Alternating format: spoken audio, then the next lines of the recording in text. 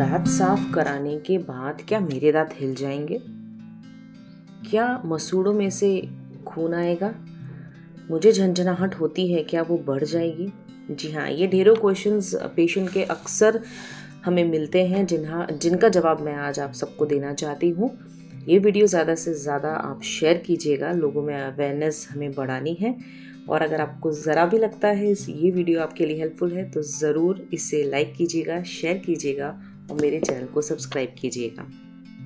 जी हाँ, हम चेहरे को तो बहुत सुंदर बनाते हैं, बॉडी के लिए जिमिंग करते हैं, रनिंग करते हैं, बाकी एक्टिविटीज़ में हम एंगेज रहते हैं, लेकिन जो चीज़ हम निगलेक्ट कर देते हैं वो है हमारा टीथ। दांतों की क्लीनिंग मतलब कि सफाई, जिसे हमारी लैंग्वेज में स्केलिंग कहा जाता है, हमें क्यों करानी चाहिए? पहली चीज़, दांतों की सफाई हमें इसलिए करानी चाहिए क्योंकि हम रोज़ खाना खाते हैं, हम रोज़ दूध, चाय, कोल्ड ड्रिंक्स पीते हैं। तो रोज़ हमारे मुंह में कितनी सारी चीज़ें हमारे दांत सहन करते हैं। जैसे हम खाना चबाते हैं, कितने सारे फूड पार्टिकल्स हमारी दांत के ऊपर जमा हो जाते हैं, जिसे हम बोलते हैं स्टिकी लेयर्स। एक परत स्टिकी लेयर जो स्टार्टिंग में जमा होती है, उसे हमारी लैंग्वेज में हम लोग प्लाक कहते हैं। जो आप अच्छे से ब्रशिंग करते हैं, ट्वाइस अ डे करते हैं, खाना खाने के बाद गागल कर लेते हैं, तो वो आगे नहीं बढ़ती है।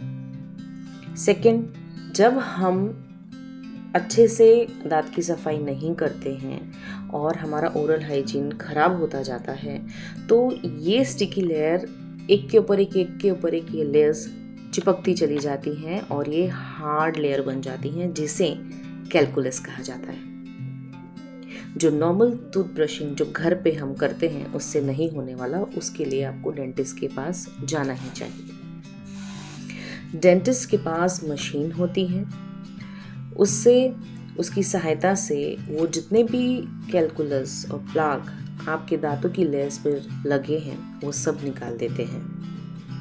अब इससे जुड़े हुए क्वेश्चंस, बार बार पेशेंट चेयर पे आ तो जाते हैं, बैठ तो जाते हैं, फिर उनके मन में काफ़ी थॉट्स चलते हैं कि डॉक्टर, दांत मेरा हिलने तो नहीं लग जाएगा?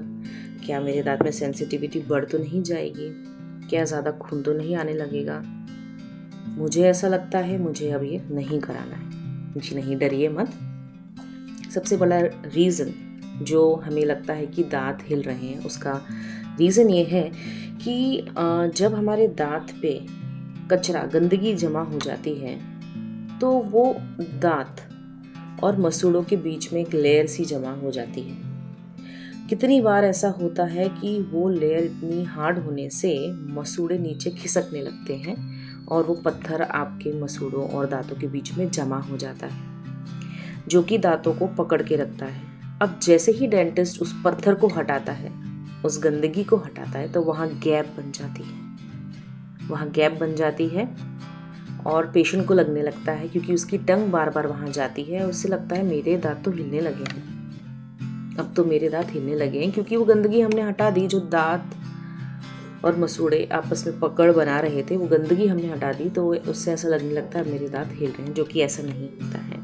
क्योंकि अगर आप गंदगी नहीं हटाते हैं, इसी तरह से चलने देते हैं, तो मसूड़ों में से ब्लीडिंग होती है, जिसकी वजह से बैड ब्रेथ, जिसे हम पायरिया कहते हैं, वो बहुत सीवियर भी हो जाता है। तो सबसे पहली चीज़, क्लीनिंग के बाद अगर आपको ऐसा लगे तो डरिए मत। थोड़े दिन में आप यूज्ड टू हो जाएंगे और आपके गम्स भी बहुत अच्छे स्वस्थ हो जाएंगे, हेल्दी हो जाएंगे। सेकंड, ब्लीडिंग जब होती है, जब गम्स मतलब कि जब हम सफाई करते हैं, तो गम्स पर भी वो स्केलर चलता है और वो इतना सेंसिटिव होता है, उसमें ब्लड सप्लाई रहता है, तो वो छार हटाते हुए जब हम निकालते हैं तो ब्लीडिंग होती है, वो नॉर्मल है, उससे आपको नहीं घबराना है। थर्ड, ऐसा भी सुनाई में आता है कि आपने स्केलिंग की, उसके बाद सेंसिटिविटी बहुत बढ़ गई। जी, उसका एक रीज़न ये है कि जैसे सपोज़ कभी कभी कुछ पेशेंट्स को कुछ फूड हैबिट्स उनके अच्छे नहीं होते, जैसे कि बीटल नट च्यूइंग और ऐसी काफ़ी हैबिट्स होती हैं, जिससे क्या होता है कि वो एक लेयर फॉर्मेशन हो जाता है पान तंबाकू या इसका जो सेवन करते हैं, उससे क्या हो जाता है कि वो एक दांत पे लेयर, प्रोटेक्शन लेयर बना देते हैं, प्रोटेक्टिव लेयर बना देते हैं, और जैसे ही हम उसे हटाते हैं तो वो जो होते हैं, जितनी भी डिपॉजिट्स होते हैं वो वहाँ से निकल जाते हैं, और पेशेंट जब घर जाके कुछ खाते हैं पीते हैं तो उन्हें एकदम से बहुत ज़्यादा झंझनाहट महसूस होती है। उसका रीज़न ये है कि वो लेयर जो बिकॉज ऑफ स्मोकिंग या because of betel nut chewing थी, वो उस पर जमी हुई थी, वो हमने निकाली है। बट डोंट वरी, वो थोड़े दिन में सेटल डाउन हो जाएगी। डेंटिस्ट हमेशा आफ्टर स्केलिंग कुछ मेडिसिन्स, लोकल एप्लीकेशंस के लिए काफ़ी ऑइंटमेंट्स भी देते हैं, और टूथपेस्ट होते हैं जो सेंसिटिविटी को काफ़ी कम कर देते हैं। तो वो डेफिनेटली जैसे जैसे टाइम निकलता है आफ्टर स्केलिंग वो सेटल डाउन हो जाता है। अब ये हुआ कि हमें स्केलिंग क्यों करानी है। अब स्केलिंग कितनी बार करानी है?